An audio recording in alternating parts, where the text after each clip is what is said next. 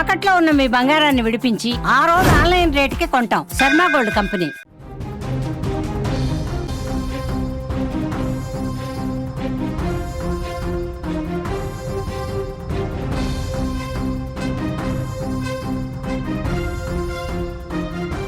కేరళలోని పాలక్కడకు చెందిన నిమిషప్రియ ఎవరైతే ఇప్పుడు యమన్ జైల్లో ఉండి ఏ క్షణాన ఉరిశిక్ష పడుతుందో అనే భయంతో వణికిపోతున్న నిమిషప్రియ ప్రస్తుతానికైతే ఉరిశిక్ష వాయిదా పడింది. ఆమెకి ప్రాణభిక్ష కూడా దక్కినట్టుగా తెలుస్తోంది. అయితే నిమిషప్రియ ఎందుకు తలాల్ అబ్దో మెహదీని హత్య చేసింది? తలాల్ అబ్దో మెహదీకి నిమిషప్రియకున్న సంబంధం ఏంటి? తలాల్ అబ్దో మెహదీని చంపాల్సిన పరిస్థితి నిమిషప్రియకు ఎందుకు ఏర్పడింది? అతని శరీరాన్ని ముక్కలుగా చేసి వాటర్ ట్యాంక్లో పడేయాల్సిన దుస్థితి ఆమెకు ఎందుకు వచ్చింది? ఒక నర్స్, పాలక్కడ్లో ఒక పేద కుటుంబంలో పుట్టిన నిమిషప్రియ ఎంతో కష్టపడి నర్సింగ్ పూర్తి చేసి యమన్లో ఉద్యోగాన్ని సాధించి అక్కడికి వెళ్ళి 2008లో అక్కడికి వెళ్ళి సుఖంగా తన జీవితాన్ని మలుచుకోవాలనుకుంది. ఆర్థికంగా తన ఫ్యామిలీకి సపోర్ట్గా ఉండాలనుకుంది. పేదరికంలో తనను ఎంతో కష్టపడి చదివించిన తన తల్లికి ఆర్థిక తోడ్పాటు అందించాలనుకుంది. తన భర్త థామస్ను కూడా యమన్కి తీసుకెళ్ళి అక్కడే ఏదో ఒక సెటిల్మెంట్ చేయాలనుకుంది. భర్తకు కూడా పని చూపించాలనుకుంది. 7 ఏళ్ల తన కూతురిని అల్లారు ముద్దుగా పెంచాలనుకుంది. ఆమె కన్న ఈ కలలన్నీ తలాల్ అబ్దో మెహదీ అనే ఒక దుర్మార్గుడి వల్ల, ఒక డ్రగ్స్ అడిక్టెడ్ పర్సన్ వల్ల, ఒక నీచుడి వల్ల కల్లలైపోయాయి. తలాల్ అబ్దో మెహదీ నిజానికి యమన్లో ఎప్పుడైతే నిమిషప్రియ హత్య చేసిందని తెలిసిందో చాలా భారతీయ మీడియా కానీ, చాలా పత్రికలు కానీ, కేరళలోని చాలా మీడియా సంస్థలు యమన్ భర్తను ముక్కలు ముక్కలుగా నరికి చంపిన భారత మహిళ నిమిష అని వార్తలు రాశారు. ఈ వార్తలు చూసిన తర్వాత ఇక్కడ కేరళలో ఉన్న తన భర్త థామస్, అట్లాగే నిమిషప్రియ, యమన్లో ఉన్న నిమిషప్రియ ఊహించనంత బాధపడ్డారు. కన్నీళ్లు పెట్టుకున్నారు, ఏడ్చారు. ఎందుకంటే వాస్తవ పరిస్థితులు కేవలం తన భర్త థామస్, తన తల్లి ప్రేమ కుమారి, అట్లాగే నిమిషప్రియకు మాత్రమే తెలుసు. యమన్ రాజధాని సనా జైల్లో ఉన్న నిమిషప్రియ ప్రతి వారం 2 సార్లు తన కుటుంబంతో మాట్లాడే అవకాశం దక్కింది. మొబైల్ ఫోన్ ద్వారా తన కుటుంబ సభ్యులతో మాట్లాడి తను అనుభవించిన బాధను తన కుటుంబ సభ్యులకు తెలిపేది. నిమిషప్రియ కుటుంబ సభ్యులు చెప్పిన వివరాలన్నింటినీ ఒక్కసారి పరిశీలించాను. నేను ఆ వివరాలన్నింటినీ చదివాను. ఒక్కసారి ఆమె కథలోకి వెళితే పూర్తి స్థాయి కన్నీళ్లు కనిపిస్తాయి. తలాల్ అబ్దో మెహదీ నిమిషప్రియకు పరిచయం అయింది 2014లో. అది కూడా యమన్లో ఆమె అబ్దుల్ లతీఫ్ అనే ఒక వ్యక్తి నడిపిస్తున్న క్లినిక్లో పనిచేయడానికి వెళ్ళింది నిమిషప్రియ. 2008లో ఆమె అప్పటికి వెళ్ళినప్పటికీ 2014 వరకు అబ్దుల్ లతీఫ్ నడిపిస్తున్న క్లినిక్లో పనిచేసేది నిమిషప్రియ. నిమిషప్రియ వైద్యానికి స్థానికంగా చాలా ప్రాచుర్యం దక్కింది. ఎందుకంటే ఒక ఆర్ఎంపీ డాక్టర్ మాదిరిగా నిమిషప్రియ అక్కడుండే ప్రజలకు వైద్యం చేసేది. ఆ వైద్యంతో అక్కడున్న ప్రజలు నిమిషప్రియని డాక్టర్గా భావించేవాళ్ళు. నిమిషప్రియ దగ్గరికి పేషెంట్స్ క్యూ కట్టేవాళ్ళు. నిమిషప్రియ వల్ల అబ్దుల్ లతీఫ్ క్లినిక్కి మంచి ఆదాయం వచ్చేది. అయితే ఈ ఆదాయాన్ని చూసి ఆలోచించిన నిమిషప్రియ తాను తన కుటుంబం ఆర్థిక ఇబ్బందుల్లోంచి బయటపడాలి అంటే తను ఒక క్లినిక్ పెట్టాలి అనుకుంది. నిజానికి అప్పటికే తన భర్త కూతురిని 7 సంవత్సరాల కూతురిని కేరళకు తిరిగి పంపించింది నిమిషప్రియ. యమన్లో వచ్చే డబ్బు సరిపోవట్లేదని, ఆ డబ్బుతో తన కుటుంబాన్ని పోషించలేమని, అట్లాగే తన భర్తకు పని దొరకడం లేదని, కేరళలో ఆటో డ్రైవర్గా బతుకుతున్న టోనీ థామస్ యమన్లో ఏ పని చేయలేకపోవడం, ఇవన్నీ ఈ కారణాల రీత్యా 2014కు ముందే తిరిగి యమన్ నుంచి భర్తని కూతుర్ని ఇండియాకు పంపించింది. 2014లో తను పెట్టాలనుకున్న క్లినిక్ని నిజానికి ఇండియాకు పంపించిన తర్వాత థామస్ ఇక్కడ కొంత ఆర్థికంగా తన భార్యకు సపోర్ట్ చేశాడు. మళ్ళీ క్లినిక్ ప్రారంభించే ప్రయత్నాలు మొదలుపెట్టారు. 2014లో ఊహించని విధంగా ఎవరైతే తలాల్ అబ్దో మెహదీ వీళ్ళ జీవితంలోకి వచ్చాడు. తలాల్ అబ్దో మెహదీ ఇతను ఓ డాక్టర్ కాదు, నర్సు కాదు, కేవలం ఒక డైలీ లేబర్. అబ్దుల్ లతీఫ్ ఎవరైతే క్లినిక్ ఉందో ఈ నిమిషప్రియ ఆ క్లినిక్లో పనిచేస్తుందో ఆ క్లినిక్లో పాచి పనులు చేయడానికి, బట్టలు ఉతకడానికి, చైన్లు రిపేర్ చేయడానికి ఒక డైలీ లేబర్ కార్మికుడిలాగా వచ్చాడు తలాల్ అబ్దో మెహదీ. అక్కడ నిమిషప్రియతో అతనికి పరిచయం ఏర్పడింది. రెగ్యులర్గా ఒకే చోట ఇద్దరు కలిసి పనిచేయడం వల్ల ఇద్దరి మధ్య కొంత సాన్నిహిత్యం కూడా పెరిగింది. దీంతో తలాల్ సహాయం తీసుకొని, నిజానికి యమన్ చట్టాల ప్రకారం యమన్ పౌరుల భాగస్వామ్యం లేకుండా ఏ విదేశీయుడు అక్కడ వ్యాపారం చేయడానికి వీల్లేదు. ఈ నేపథ్యంలో తలాల్ సహాయం తీసుకొని నిమిషప్రియ, ఆమె భర్త థామస్ ఇద్దరూ కలిసి ఒక క్లినిక్ని ప్రారంభించాలనుకున్నారు. 2014 తర్వాత ఆ క్లినిక్ని ప్రారంభించే పనులు కూడా మొదలు పెట్టారు. మీరు స్క్రీన్లో చూడొచ్చు, ఒక వీడియో, ఒక ఫోటో ఉంది. ఈ నిమిషప్రియకు సంబంధించిన క్లినిక్ ఫోటో. ఈ క్లినిక్ ఫోటోని ఒకసారి మా పీసీఆర్ టీమ్ ఆ క్లినిక్ ఫోటో ప్లే చేస్తుంది. తలాల్కి సంబంధించిన అక్కడ ఒక వ్యక్తి ఊడుస్తున్న క్లినిక్ ఫోటో చూస్తున్నారు. ఒక బాక్సులో నిమిషప్రియ, అట్లాగే ఇది క్లినిక్. నిజానికి నిమిషప్రియకు సంబంధించిన క్లినిక్ ఫోటో ఇది.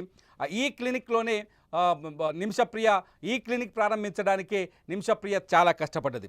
2014లో తను క్లినిక్ మొదలు పెట్టాలనుకున్నప్పుడు తను పనిచేస్తున్న అబ్దుల్ లతీఫ్ ఆ క్లినిక్ ప్రారంభానికి అడ్డు చెప్పాడు.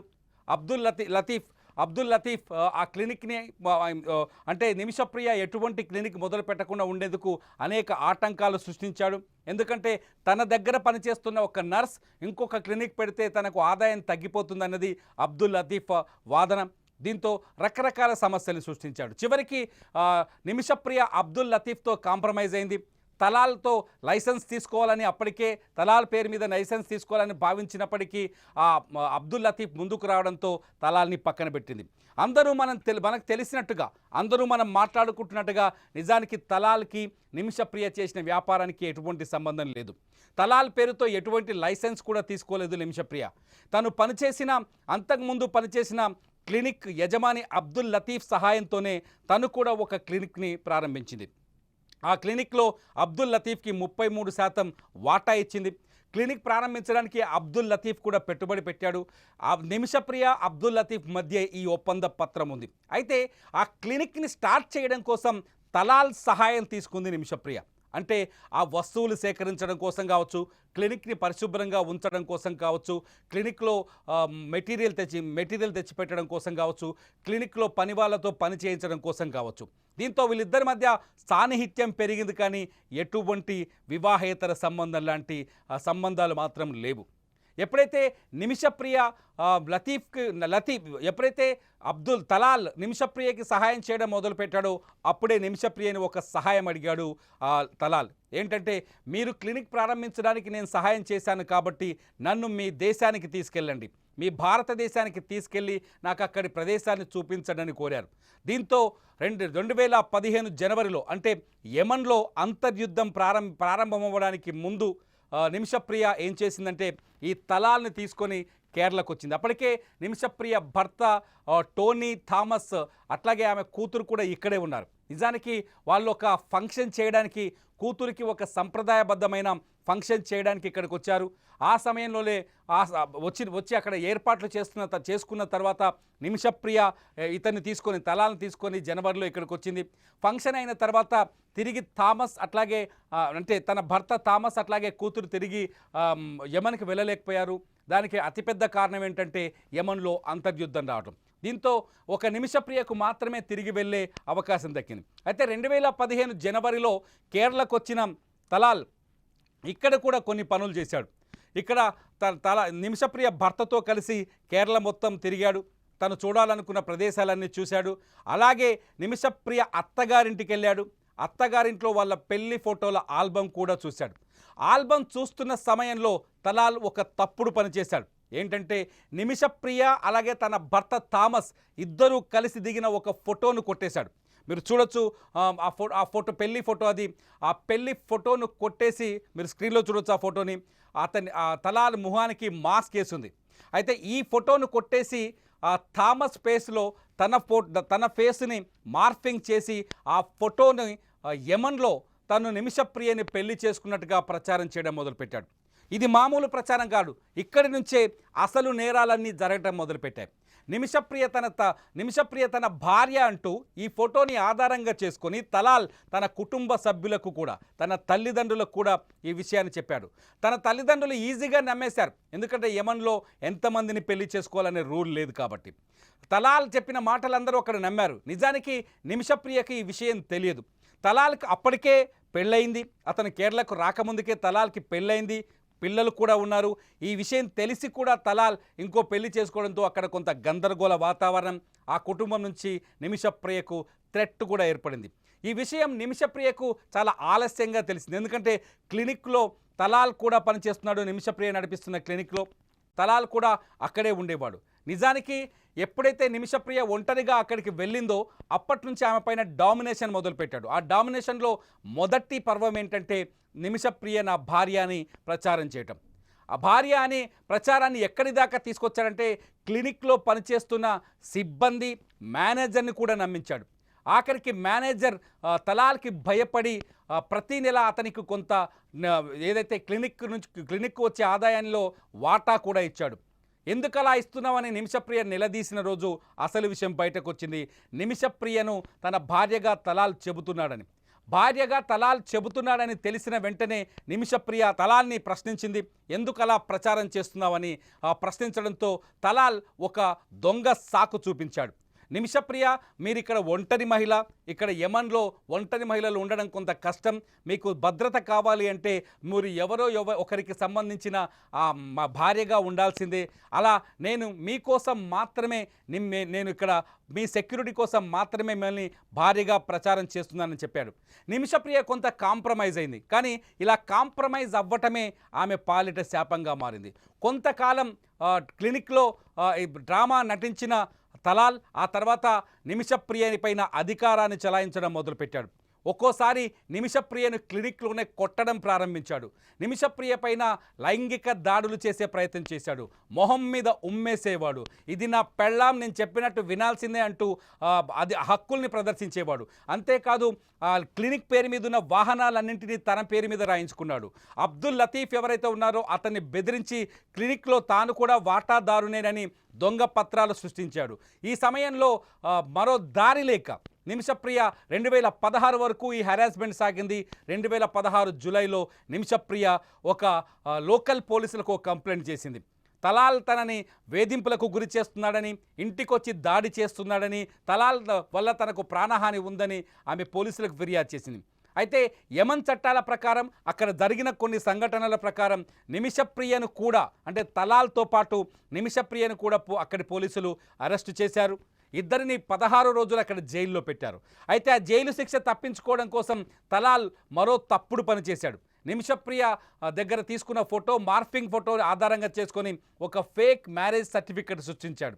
ఫేక్ మ్యారేజ్ సర్టిఫికెట్ని కోర్టులో సబ్మిట్ చేసి ఇద్దరికి బెయిల్ తెచ్చాడు. బెయిల్ తెచ్చిన తర్వాత తలాల్ నిమిషప్రియ ఇంటికి రెగ్యులర్గా రావడం మొదలుపెట్టాడు. తలాల్కి కొన్ని దుర్గుణాలు ఉన్నాయి. ముఖ్యంగా అతను డ్రగ్స్ తీసుకునేవాడు, రాత్రిపూట మద్యం తాగేవాడు. మద్యం తాగి నిమిషప్రియ వైపు పైన అహంకారాన్ని, అధికారాన్ని చూపించేవాడు. నిమిషప్రియ నివాసం ఉంటున్న ఇంటికొచ్చి తనతో లైంగికంగా సహకరించాలని కోరేవాడు. లైంగికంగా సహకరించకపోతే దాడి చేసేవాడు. ఇంట్లో ఉన్న వస్తువులు పగలగొట్టేవాడు. నిన్ను చంపేస్తానని బెదిరించేవాడు. దీంతో తప్పించుకోలేని పరిస్థితుల్లో నిమిషప్రియ అక్కడి నుంచి పరారైపోయేది. ఎప్పుడైతే తలాల్ ఇంటి దగ్గరకు వస్తాడో అక్కడి నుంచి పారిపోయి రోడ్డు పక్కనో ఎక్కడో నిద్రపోయేది. ఇలా దాదాపు 1 ఏడాది కాలం పాటు నిమిషప్రియ తనను తాను కాపాడుకోవడానికి ఎన్నో నిద్రలేని రాత్రులు గడిపింది. ఈ అంశాలన్నీ తలాల్ చేస్తున్న ఈ దుర్మార్గాల గురించి నిమిషప్రియ ఇంటి కిందే ఉన్న హసన్ అనే మరో నర్సుకు కూడా తెలుసు. అంతేకాదు నిమిషప్రియ ఇంటికి సమీపంలో ఉన్న జైల్లో ఉండే ఒక వార్డెన్కు కూడా తెలుసు. ఎందుకంటే ఆ వార్డెన్ నిమిషప్రియ క్లయింట్, ఆ వార్డెన్ నిమిషప్రియ పేషెంట్. ఆ వార్డెన్కి కూడా నిమిషప్రియ వైద్యం చేసేది. దీంతో ఆ వార్డెన్ కొంతకాలం అతన్ని భరించు, అవకాశం వచ్చినప్పుడు నేను సలహా ఇస్తానంటూ నిమిషప్రియకు కొంత ధైర్యం చెప్పారు. ఈ హసన్ అనే నర్సు కూడా నిమిషప్రియ పడుతున్న బాధను చూసి చాలాసార్లు ఆమెను ఓదార్చేది. ఈ క్రమంలోనే ఒకరోజు తలాల్ ఫుల్లుగా తాగి తన స్నేహితులను వెంటేసుకొని వచ్చాడు. తనతో పాటు తన స్నేహితులతో కూడా లైంగికంగా ఉండాలని వేధింపులకు గురి చేశారు. ఆ స్నేహితులు కూడా ఈమె పైన దాడి చేసే ప్రయత్నం చేశారు. దీంతో ఆ రోజు రాత్రి అట్నుంచి తప్పించుకొని పారిపోయిన నిమిషప్రియ ఎలాగైనా తలాల్ నుంచి బయటపడాలని ప్రయత్నించింది. నిజానికి అప్పటికే Talal Nimishapriya passport, Nimishapriya legal documents, నిమిషప్రియకు సంబంధించిన డబ్బులన్నింటినీ దొంగిలించాడు, దాచిపెట్టుకున్నాడు. ఈ విషయాన్ని ఎవరైతే జైలు వార్డెన్ ఉన్నాడో ఈమెకు తెలిసిన జైలు వార్డెన్ ఆ వార్డెన్కి చెప్పడంతో ఆ వార్డెన్ ఈమెకు ఒక సలహా ఇచ్చాడు. ఎప్పుడైతే తలాల్ పూటుగా తాగి ఇంటికి వస్తాడో ఆ సమయంలో అతన్ని మత్తులోకి దించి పాస్పోర్టు, డబ్బులు, డాక్యుమెంట్స్ తీసుకొని పరారైపోమ్మా, నేను నీకు సహకారం చేస్తానని చెప్పి ఆ జైలు వార్డెన్ సూచించారు. ఆ జైలు వార్డెన్ మాటలు కొంత ఆమెకు ఊరటనిచ్చాయి. ఆ జైలు వార్డెన్ చెప్పినట్టుగానే తలాల్ మద్యం తాగో లేకపోతే డ్రగ్స్ తీసుకొనో తన ఇంటికి వచ్చినప్పుడు అతనికి మత్తు మందించి అక్కడి నుంచి పారిపోవాలని పెద్ద ప్లాన్ చేసుకుంది నిమిషప్రియ. 2017లో జూన్ 2017లో ఈ సంఘటన జరిగింది. తలాల్ ఒకరోజు ఫుల్గా డ్రగ్స్ తీసుకొని ఇంటికి వచ్చాడు. ఇంటికి వచ్చిన తర్వాత నిమిషప్రియ పైన మళ్ళీ ఎప్పట్లాగే లైంగిక దాడికి ప్రయత్నం చేశాడు. ఆ సమయంలో నిమిషప్రియ తను కెటామైన్ అనే ఒక మత్తు పదార్థాన్ని ఇంజెక్షన్గా మార్చి ఇంటికి వచ్చిన తలాల్కి ఆ ఇంజెక్షన్ చేసింది. ఎప్పుడైతే ఇంజెక్షన్ చేసిందో అప్పుడే తలాల్ గిలగిలా కొట్టుకున్నాడు, భారీ అరుపులు కూడా చేశాడు. కొద్దిసేపటి తర్వాత తలాల్ ఉలుకు పలుకు లేకుండా పడిపోయాడు. ఆ తర్వాత ఏమీ చెక్ చేస్తే అతను ప్రాణం విడిచినట్టుగా నిర్ధారించుకుంది నిమిషప్రియ. ఆ సమయంలో నిమిషప్రియకి ఏం చేయాలో తోచలేదు. వెంటనే ఇంటి కింద ఉన్న హసన్ అనే మరో నర్సుకు ఫోన్ చేసి ఆమె సహాయం అడిగింది. నర్స్ పైకి వచ్చింది. నిమిషప్రియ చేసిన పనిని చూసి కొంత భయపడినప్పటికీ ఆమె అనుభవించిన నరకాన్ని చూసి ఆమెకు సహాయం చేయాలనుకుంది. వెంటనే నిమిషప్రియ, ఆ నర్స్ ఇద్దరూ కలిసి తలాల్ డెడ్ బాడీని ముక్కలు ముక్కలుగా నరికేశారు. డెడ్ బాడీని నరికిన తర్వాత ఆ ముక్కలన్నీ తీసుకెళ్ళి అదే ఇంటి పైన ఉన్న వాటర్ ట్యాంక్లో పడేశారు. వాటర్ ట్యాంక్లో పడేసిన తర్వాత కొంతకాలం ఈ హత్య బయటకు రాకుండా ఉండేందుకు ఆగస్టు వరకు సైలెంట్గా ఉన్నారు. ఆగస్టులో నిమిషప్రియ అక్కడి నుంచి పారిపోయి సౌదీకి చేరాలనుకుంది. పాస్పోర్ట్ తీసుకొని సౌదీకి వెళ్ళే ప్రయత్నంలోపే తలాల్ కుటుంబ సభ్యులు పోలీసులకు ఇచ్చిన ఫిర్యాదుతో వాళ్ళు ఎంక్వైరీ చేస్తే నిమిషప్రియ ఇంటి వాటర్ డబ్బాలో ఆ తలాల్ డెడ్ బాడీ దొరికింది. దీంతో నిమిషప్రియను, హసన్ను, ఆ జైలు వార్డెన్ను ముగ్గురిని అరెస్ట్ చేశారు యమన్ సనా పోలీసులు. నిమిషప్రియని కోర్టుకు తీసుకెళ్లారు. కోర్టులో హసన్కి యావజ్జీవ కారాగార శిక్ష పడింది. అట్లాగే జైలు వార్డెన్కి ఉద్యోగం పోయి సాధారణ జైలు శిక్ష పడింది. నిమిషప్రియకు మాత్రం ఊరి శిక్ష పడింది. అప్పటి నుంచి 2020 నుంచి నిమిషప్రియ జైల్లోనే ఉంది. తన కూతుర్ని మళ్ళీ చూస్తానని ఆలోచించలేకపోయింది. తన పుట్టిన కేరళకి మళ్ళీ రాలేననుకుంది. కానీ నిమిషప్రియ కోసం ఆమె తల్లి ప్రేమ కుమారి భారీ పోరాటం చేస్తోంది. గడిచిన ఏడాది కాలంగా నిమిషప్రియ ప్రేమ కుమారి కేరళలోనే ఉంది.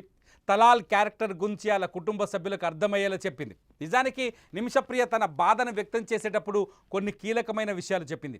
తన మాట ఎవ్వరూ వినలేదు. తన బాధని కనీసం యమన్ పోలీసులు పట్టించుకోలేదు.